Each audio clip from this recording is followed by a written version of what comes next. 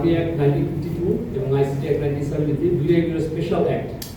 তো সেদিন আমাদের এই বাহাদুর যেভাবে বলেছিলেন যে এই দুটো স্পেশাল অ্যাক্টকে আমরা কখনো সম্মুখে দাঁড় করাবো না। আইসিটি অ্যাক্টের অধীনে বর্তমানে মামলাটি পরিচালিত হচ্ছে। আমরা সরকারের সাথে এঙ্গেজমেন্টে আছি, আমরা রেডিও আছি, আমরা আইনের প্রতি শ্রদ্ধাশীল।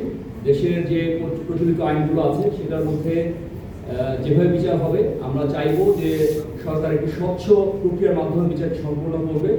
সেই সাথে আমি এটাও বলতে চাই যে যারা গুমের শিকার হয়েছে তাদের পরিবারের প্রতি এবং তাদের প্রতি আমরা সহানুভূতিশীল, এবং একই সাথে আমাদের যারা অফিসাররা আছেন তাদের যে রাইটস আছে, রাইটস অ্যান্ড প্রিভিলেজেস, সেটার সম্পর্কেও আমরা ওয়াকিবহাল আছি এবং আমরা সেটার ক্ষেত্রে সরকারের সাথে যোগাযোগ রাখছি।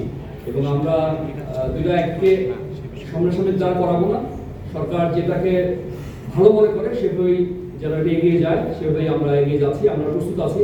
যদি এটা আর্মি অ্যাক্টের অধীনে বিচার করতে বলে তাহলে আমরা করতে পারবো, সেভাবে আমরা প্রস্তুতি নিচ্ছি।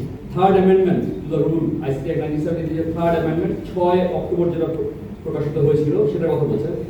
সেখানে যে disqualification to have any public office, to hold any public office, সেটার ব্যাপারে ইন্টারপ্রিটেশনের একটা প্রবলেম বলবো না, ইন্টারপ্রিটেশনের প্রবলেম আছে। সেটা হচ্ছে যে এটাকে বিভিন্নভাবে ইন্টারপ্রেট করা যেতে পারে। সেটার ব্যাপারে সরকারের সাথে আমাদের এঙ্গেজমেন্ট জারি আছে। আমরা এটার ব্যাপারে একটা ক্লিয়ার নির্দেশনার অপেক্ষায় আছি। আমরা চাইবো যে এই ব্যাপারটা আরো পরিষ্কার হবে। যদি এটাকে ডিসকোয়ালিফিকেশন বলতে টার্মিনেশন বোঝায় তাহলে সেটা কিভাবে টার্মিনেশন হবে সেটাও ওখানে পরিষ্কার করে বলা নাই। পাবলিক অফিস, সেটা অফিসারদের ক্ষেত্রে পাবলিক অফিস হোল্ড করছে, এটা কি নিশ্চিতভাবে বলা যাবে কিনা সেটার ব্যাপারে ক্লারিফিকেশনের সুযোগ রয়েছে। তো এটার ব্যাপারে আমরা এঙ্গেজমেন্ট জারি আছে। আমরা আশা করব যে একটা সুষ্ঠু সমাধানের পথে আমরা এগোতে পারবো এবং একটা ভালো রেজাল্ট আমরা পাবো ইনশাআল্লাহ। সানবিট সব দিবে সামাল। সানবিট ম্যাজিক প্রেস ডিশওয়াশিং এর মাথা ঘোরানো সলিউশন।